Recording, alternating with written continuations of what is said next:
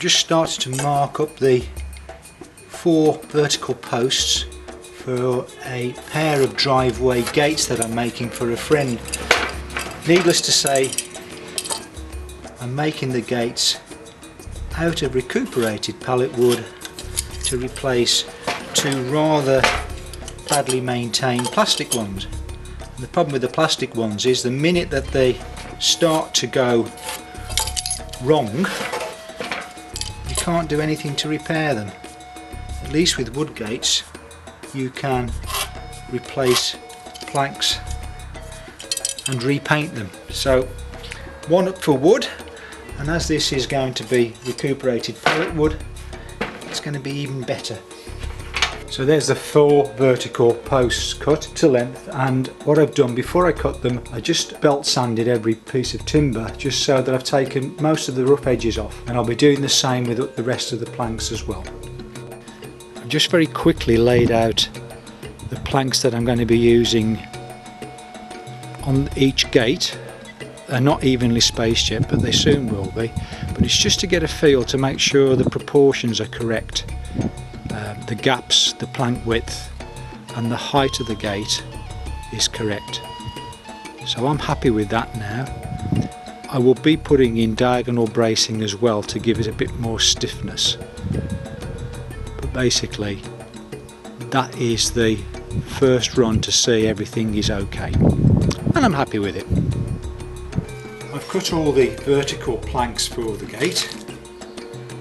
So they're all ready to be planed. I'm just going to take off the very rough patches, the saw marks and some very rough bits, but just plane it off, and then the edges I'm going to run through the router, and that'll smooth it off and give me a little radius that I want to put on.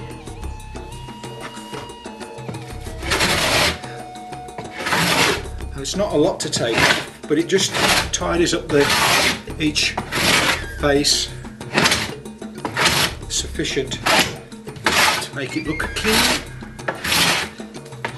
and splinter free.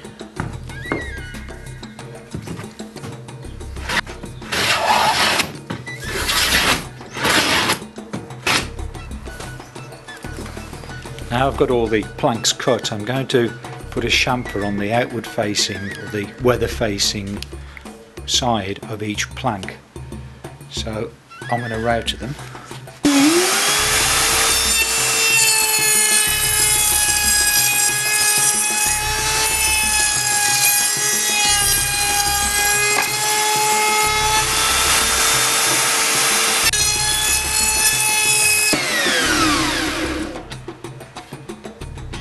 These are the 8 horizontal rails for the gate.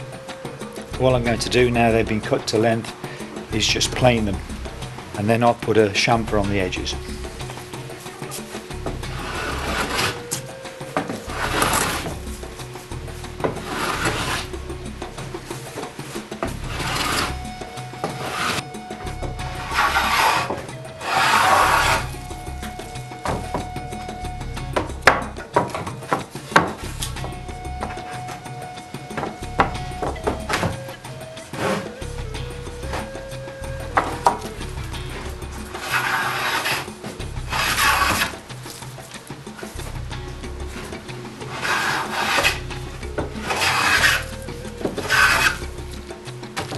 Starting to cut the joints for the rear rails, horizontal rails of the gate. And for that I'm just cutting down to make a lapped joint for the 2 rails, and then when I've done that,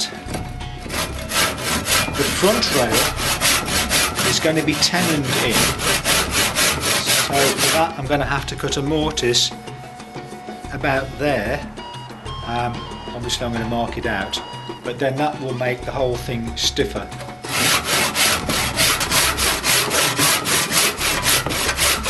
Obviously for every joint I'm now doing, I'm numbering the horizontal rails, these chaps, so that I do line up and suit each plank to each joint and make sure everything is the right size.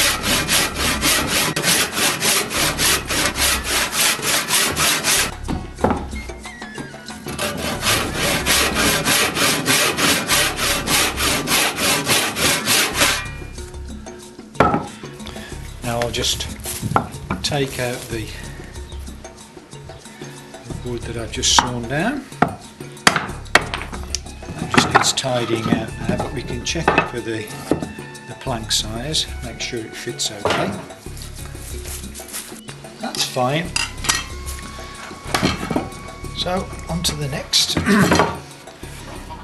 Now the position of the front rail is going to be an offset of 17 millimeters from the front face or the inside face of the rear rail, and the 17 millimeter equates to the thickness of the vertical rail.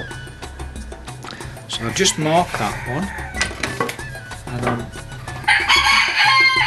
going to just mark the position of the first line I'm going to have to cut to for the front rail. There we are.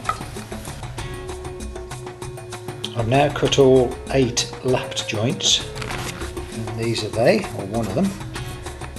So what I'm going to do now is turn the frame over, now I've assembled it, and I'm going to mark the position for the mortises. I'm intending to make a full size, full width tenon, and I realise that because this is pallet wood, the thickness of each timber plank is different. It's not like a dressed all round piece of timber. So what I've done is I've just set the saw table to cut to a 20 millimeter thickness, and I've taken that plank down to 20 millimeters, which is the size of my chisel and my drill for doing the mortise.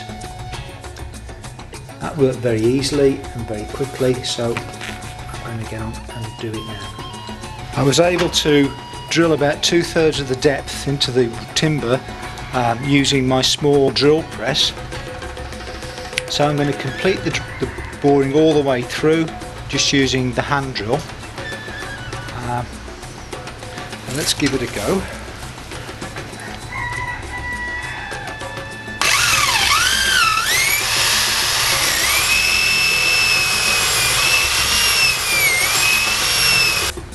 So there it is, drilled through. Now what I'll have to do is go through and clean it all out with my chisel. This is me finishing off the last mortise joint.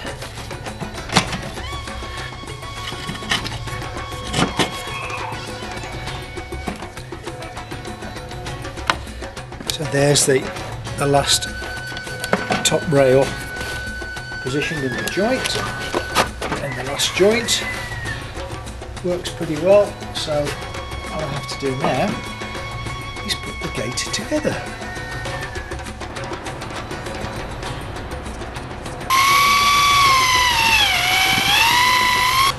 Last a dry day and sunny day. Just going to talk about the fitting of these gates. When I hung them, one of the problems that is always present when you're fitting something to an old system is that you do get problems, they don't quite align. And we found that immediately when we put these gates on.